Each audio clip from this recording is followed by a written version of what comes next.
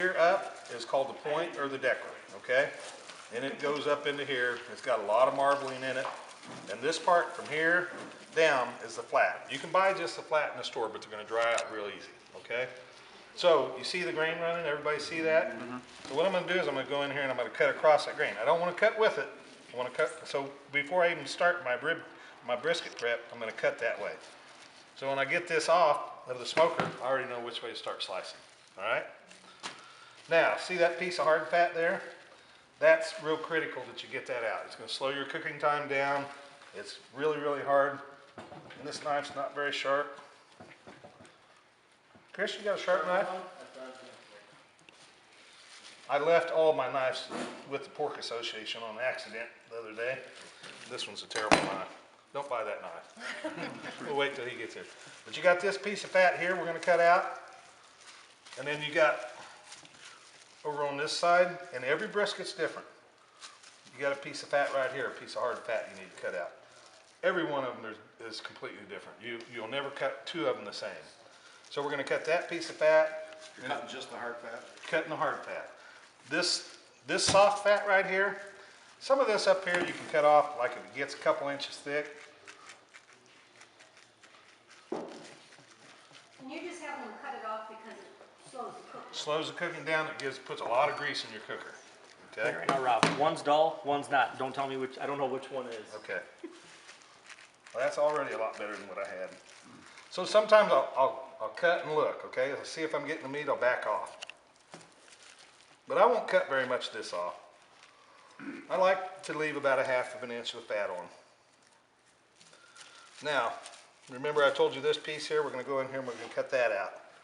And you can do the same thing. You can cut and look down in there and see, make sure you're getting that hard fat, and you can kind of look and see where the meat starts and ends. And if I could pull hard enough, I could just pull this out without cutting it. Because remember, it's all just connective tissue. So I'm going to kind of look and see what I cut. See that I did okay.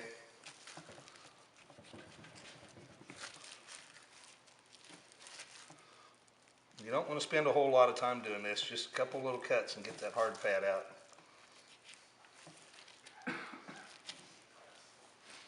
Chris, that's different, Chris. That's one of them, okay? And this will actually go up in here. I just wouldn't spend a whole lot of time. Can you tell just by feeling it if it's Yes, you can. Yeah. If you want to You put cut on that out because when you reduce that, when you slow roast that piece, you know, you're rendering all those fats, and that hard piece really turns into something that looks like cartilage. if anybody wants to put on a glove and fill that, you can, feel free to, because it's hard. And you can almost see how hard it is. That's the only two pieces you want to get out, and some of that real thick stuff. Just reach right out and grab Yeah, a hold of it? yeah, feel it. Oh, yeah. You feel how hard that one's not quite as hard. And that's just your regular stuff? Yep. Okay. Oh, yeah. Oh, But that stuff you got to get out. Okay. It will be apparent. What's that? It will be apparent. Yes, yes, it's very hard, very bristly, and the other one is just as fine.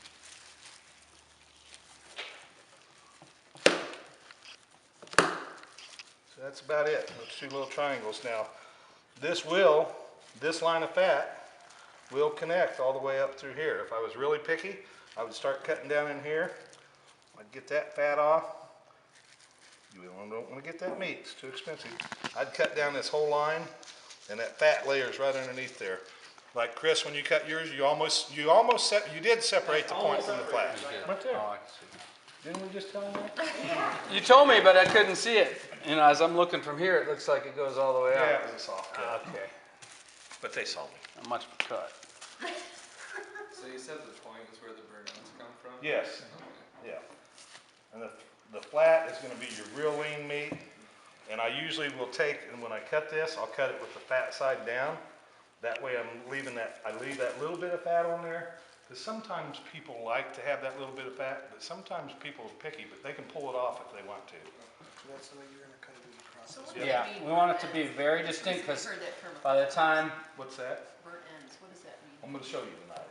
Okay? this thing gets out of the smoker, you know, it kind of shrinks up a bit. And, A lot. yeah. Okay. We're just going to put on our basic rub. Anybody find one back there? That championship right there will work.